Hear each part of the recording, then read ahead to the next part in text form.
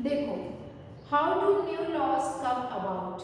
अब यहाँ पे क्या है, द पार्लियामेंट न्यू लॉज बनाना है तो सबसे पहला नाम आया पार्लियामेंट।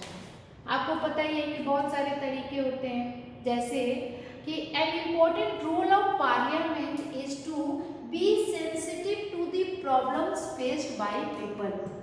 समझे, पार्लियामेंट में जो रिप्रेजेंटेटिव होते हैं वो क्या होते हैं, वो जिस वार्ड से, जिस एरिया से, जिस जिस जगह से वो चूज करके गए हैं, तो वो वहाँ के लोगों के प्रॉब्लम्स के लिए वो बहुत ज़्यादा सेंसिटिव होते हैं, है ना। अब जैसे आपने डोमेस्टिक वायलेंस की जो स्टोरी पढ़ी थी पार्लिया, तो वो let us read the following story to understand how issue of domestic violence was brought to the attention of the parliament। अब देखो डोमेस्टिक वायलेंस का यहाँ पे कॉन्सेप्ट दिया हुआ है और ये नीचे स्टोरी दी हुई है। इस स्टोरी में आपने देखा था कि कैसे पार्लियामेंट में नए लॉ कैसे बनाते हैं। तो क्या आप मुझे बता सकते हो कि नए लॉज जब भी हमें पार्लियामेंट में लेके आना होता है तो उसका प्रोसेस क्या होता है?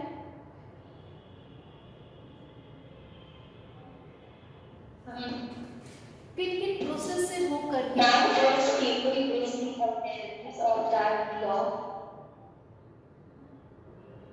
यस श्रेया क्या बोल रहे हो बेटा, फिर से बोलो अभी।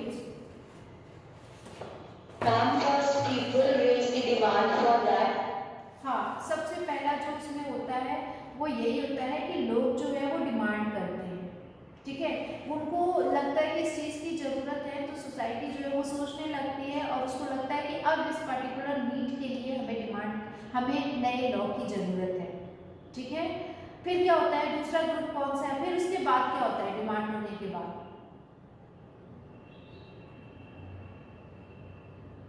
Ma'am, can a group of lawyers together sit and talk about that bill or law? Okay, तो जब जब डिमांड होती है तो फिर दूसरी चीज़ होती है कि जो ग्रुप ऑफ लॉयर्स होते हैं या फिर जो लॉ स्टूडेंट्स होते हैं या फिर जो जो एक्टिविस्ट लोग होते हैं सोसाइटी में, वो क्या करते हैं, वो एक दूसरे के साथ कंसल्ट करते हैं कि कैसे इस पे जो है ये जो प्रॉब्लम आ रही है, जो डिमांड हो रहा है लोगों का, उसके लिए एक फ्रेमवर्क तैयार करते हैं। कौन तैयार करते हैं? पहले ये डिस्कशन हुआ, लोगों का आपस में वो डिमांड कर रहे हैं, फिर वो बात जाती है ग्रुप ऑफ लॉयर्स के पास और फिर वो फ्रेम करते हैं, ड्राफ्टिंग कर रहे हैं कि अब कैसे बनाना है। Ma'am, as the government decide that the law is needed, so they approve a minister meeting. अभी अभी बात गवर्नमेंट तक कैसे पहुंची, अभी तो हम सेकंड प्रोसेस पे आ रहे हैं कि जो ग्रुप ऑफ लॉयर्स है या जो एक्टिविस्ट लोग होते हैं सोसाइटी में, वो बैठ के ड्राफ्टिंग करते हैं। जैसे इस केस में डोमेस्टिक वायलेंस की ड्राफ्टिंग हो रही थी और फिर वही ड्राफ्ट बिल, अब उसको बिल कहा गया, इसलिए बिल कहा गया क्योंकि अभी उसमें प्लानिंग हो रही है कि ये अभी रूल, देखो लॉ बनने से पहले जो उसका रूल, जो कच्चा उसका चिट्ठा होता है ना, जो लिस्ट होती है, उसको बिल कहते हैं और फिर वो धीरे धीरे सर्कुलेट होने लगता है।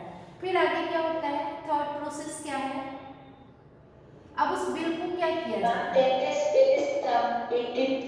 लोकसभा।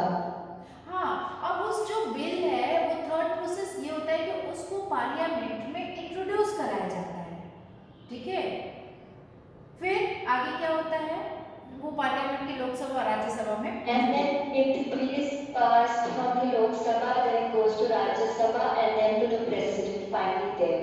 यस, तो ये तरीका होता है जब पार्लियामेंट में इंट्रोड्यूस हो गया तो फिर वो लोकसभा फिर राज्यसभा दोनों जगहों से वो पास होगा और फाइनली प्रेसिडेंट उस पर अपना कंसेंट दिखाते हैं और साइन करने के बाद वही बिल लॉ बन जाता है, ठीक है।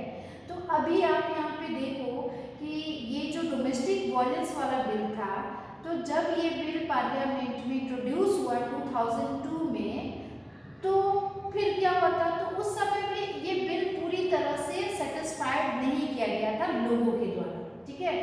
तो जो वुमेन्स ऑर्गेनाइजेशन थी, जो नेशनल कमीशन फॉर वुमेन थी, उन्होंने क्या किया कि जो बिल, जो यहाँ पे लिखा हुआ है ना कि इन 1999 लॉयर्स कलेक्टिव, है ना, उन्होंने क्या किया, after nation wide consultation took the lead in drafting the domestic violence The draft bill was widely circulated.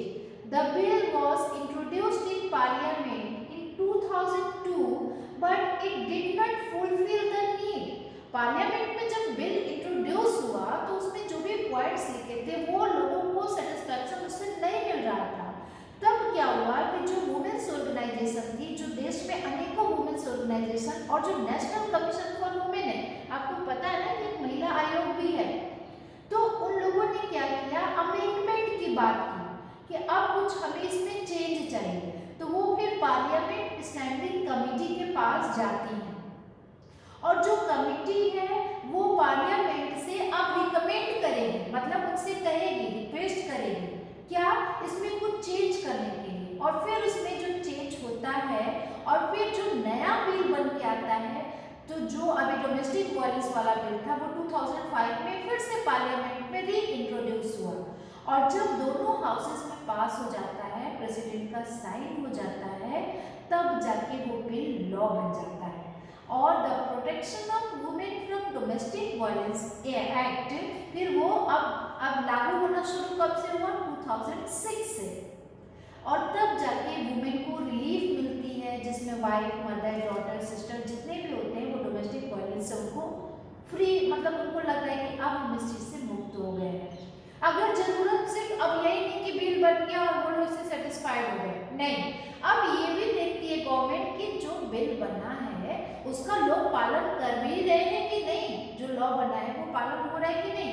अब जैसे उसमें लिखा हुआ है कि डोमेस्टिक वायलेंस, मान लो आपको दिक्कत हो रही है, आपने डाइवोर्स दे दिया, तलाक दे दिया अपनी वाइफ को या वाइफ ने आपको दे दिया, तो जो मॉनेटरी रिलीफ मिलती है ना, कुछ पैसे मिलते हैं कि आप जो है अपनी वाइफ को, मतलब जो मॉनेटरी रिलीफ मिलती है वो भी गवर्नमेंट ये देखती है कि इसने उसको दिया है कि नहीं, ठीक है, वो खर्च देने पड़ते हैं। अगर हस्बैंड वाइफ को देता है तो उसको खर्च देने पड़ते हैं अपनी वाइफ को, ठीक है। और गवर्नमेंट इस बात को इंश्योर करती है कि जो लॉ हमने बनाया है वो प्रॉपरली इम्प्लीमेंटेड और इन्फोर्स्ड हो रहा है कि नहीं। तो इस तरह से न्यू लॉज फॉर्म होता है। तो आप डोमेस्टिक वायलेंस के एग्जाम्पल से आप पूरा का पूरा प्रोसेस बता सकते हो कि कैसे चीज़ें होती हैं, ठीक है। So from establishing the need for a new law at every stage of the process, the voice of citizen is a crucial element. जानते हो ना कि ये सब सबसे पहले बात कैसे शुरू हुई, लोगों ने अपनी आवाज़ उठाई थी, ठीक है। आवाज़ उठाने के बाद ये बात जो है वो ग्रुप्स, लॉयर ग्रुप के पास गई, लॉयर ग्रुप्स ने उसको डोमेस्टिक वायलेंस की सारी ड्राफ्टिंग की। ड्राफ्टिंग होने के बाद इस बिल को पार्लियामेंट में इंट्रोड्यूस किया गया, पर वो बिल सेटिस्फाइड नहीं रहा। तब वुमेन ऑर्गेनाइजेशन उठती है, नेशनल कमीशन फॉर वुमेन, वो पार्लियामेंट स्टैंडिंग कमेटी के पास आगे रिकमेंड करती है, कमेटी उसमें कुछ चेंज करती है, वापस से री इंट्रोड्यूस होता है पार्लियामेंट में, और फिर वो पूरा process Lok Sabha, Rajya Sabha, president sign और फिर लॉ बन जाता है। समझ गए ना। तो ये है how are new laws made. तो यहाँ पे आपने देखा कि पीपल का कितना इंपॉर्टेंट रोल होता है इसमें, ठीक है। अब एक क्वेश्चन है, what do you understand by the term domestic violence, list the 2 rights that the new law help achieve for women who are survivor of violence. Can you list one process that was used to make more people, ठीक है। तो ये सारे questions हैं, इसको देखना क्या कह रहा है। और फिर उसके बाद जो है वो है अनपॉपुलर एंड कंट्रोवर्शियल लॉज। अच्छा, इस टॉपिक पे हम इसको और डिटेल में पढ़ेंगे क्योंकि हमारे पास बहुत सारा टाइम है रिवीजन के लिए, ठीक है। अभी हमारा जो टाइम है वो 10:30 हो रहा है, अभी हमारे पास 10 मिनट है। अब एक चीज ये समझो, parliamentary procedure for ordinary bill. Parliament में प्रोसेस क्या होता है, तो आपको मैंने एक चीज बताई थी कि बिल क्या होता है, the proposal for a law is called bill, ठीक है ना। तो बिल 2 तरह के होते हैं, एक होता है ऑर्डिनरी बिल, दूसरा होता है मनी बिल, ठीक है। जो समझ रहे हो ना, तो जो ऑर्डिनरी बिल होता है वो बिल जो है वो या तो दोनों हाउसेस में उसको पास कराया जाता है, ठीक है। और it can be introduced either by a minister or any member of the house. तो उसको कोई भी मिनिस्टर जो है उसको लेकर करके इंट्रोड्यूस करा सकता है उस बिल को पार्लियामेंट में। तो जब वो पार्लियामेंट में उस बिल पे बात होती है तो दोनों हाउसेस में कई बार उस बिल पे डिस्कस होता है, ठीक है, और समझ लो कि उस बिल पे कई बार रीडिंग होती है, ठीक है। तो ये एक डेप्थ में हो गया कि किस तरह से पार्लियामेंट प्रोसेस क्या है बिल को पास करने का, ठीक है। तो ये था ओवरऑल। अब इसमें देखो यहाँ पे लिखा है parliament frame different concern that people might have into laws from establishing the need for a new law to its being passed at every stage of the process. अच्छा क्लास मुझे ये बताओ कि अभी जो पढ़े हो उसमें क्या समझ में आया है? क्या आपको दोनों टॉपिक क्लियर हुआ कि what is law and how this do laws apply to all? कौन कौन से अलग अलग लॉज होते हैं और वो लॉ जो है वो कैसे इंट्रोड्यूस होता है पार्लियामेंट में और कैसे फॉर्म होता है, ठीक है। तो ये हमने आज पूरा प्रोसेस इसको समझा। अब ये बताओ हिंदू, हाँ बेटा बोलिए। Ma'am, as